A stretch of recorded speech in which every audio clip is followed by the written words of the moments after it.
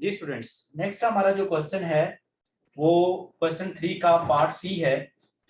तो ये इस तरह गिवन है, इसकी स्टेटमेंट ये है कि the volume V of a cube as a function of the area A of its base. मतलब हमारे पास कोई क्यूब है और उस क्यूब का जो वॉल्यूम है उसको आपने फंक्शन बनाना है उस क्यूब के एरिया का। मतलब अगर हम उसको समझने के लिए यहाँ पे लिखें तो हमने जो वॉल्यूम है, volume V is equal to function of area बनाना है। ये क्यूब का वॉल्यूम है और ये क्यूब का एरिया है। तो इस तरह से हम यहाँ पे इसका ये रिलेशन हमने ड्राइव करना है। तो चलें सबसे पहले हम क्यूब देख लेते हैं। क्यूब क्या चीज होती है? क्यूब एक ऐसा हमारे पास ऑब्जेक्ट देता है जिसका लेंथ, विड्थ और हाइट ये सेम होता है इस तरह से। ठीक है, ये हमारे पास कोई क्यूब है और क्यूब की हर साइड को मैंने एक्स का नाम दिया, लेंथ, विड्थ और हाइट को मैंने क्या नाम दिया? एक्स का नाम दिया। ये आपके पास लेंथ, हाइट और ये इसकी विड्थ आ गई। तो ये इस क्यूबिकल ऑब्जेक्ट का जो आपने सबसे पहले जो वॉल्यूम निकालना है, वॉल्यूम होता है length into width into height. आप देख रहे हैं कि यहाँ पे आपने इस क्यूबिकल ऑब्जेक्ट का हर जो साइड है वो आपने x यहाँ पे रखा हुआ है, इसलिए हम लेंथ भी x मानेंगे, विड्थ भी x मानेंगे और हाइट भी x मानेंगे। इस तरह से आपके पास ये रिजल्ट बनेगा। इस तरह से अगर आप इन तीनों x को आपस में मल्टीप्लाई करते हैं तो ये रिजल्ट बनता है x क्यूब। ओके, अब ये आपके पास इक्वेशन 1 बन जाएगी। इस इक्वेशन का नाम दे देंगे 1। अब दूसरा पैरामीटर इसका क्या था हमारे पास? एरिया। अब एरिया आपने निकालना है बेस का।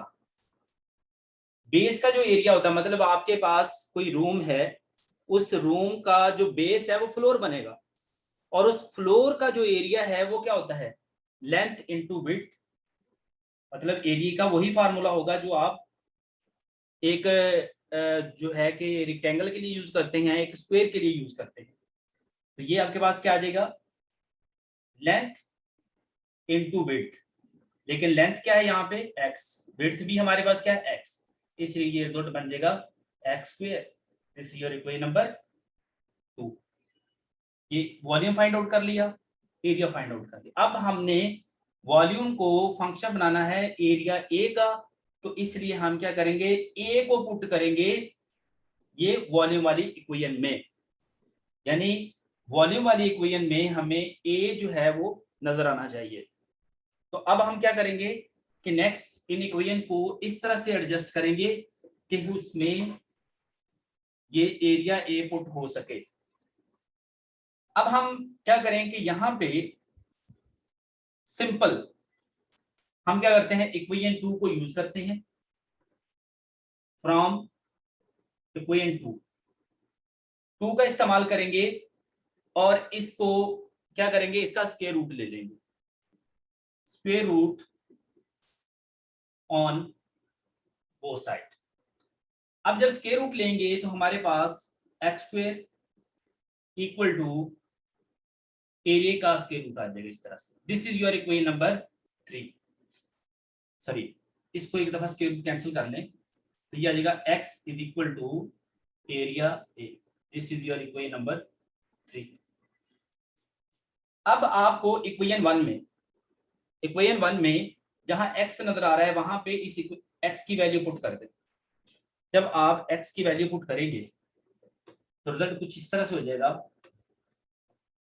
आप करेंगे पुट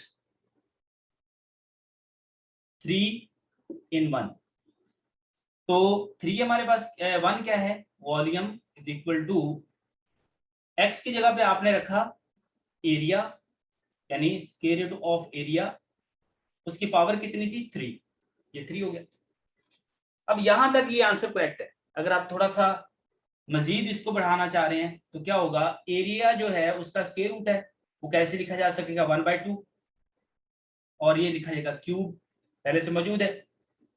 अब अंदर वाली जो पावर है और बाहर वाली पावर आपस में यहाँ पे मल्टीप्लाई होती है, तो मल्टीप्लाई करेंगे तो रिजल्ट आएगा 3/2। तो this is your result which we need to prove, hence proved. मतलब ये होगा कि वॉल्यूम जो है वो किस पे डिपेंड कर रहा है, एरिया के ऊपर। तो हम कह सकते हैं कि volume is the function of area of a cubical object.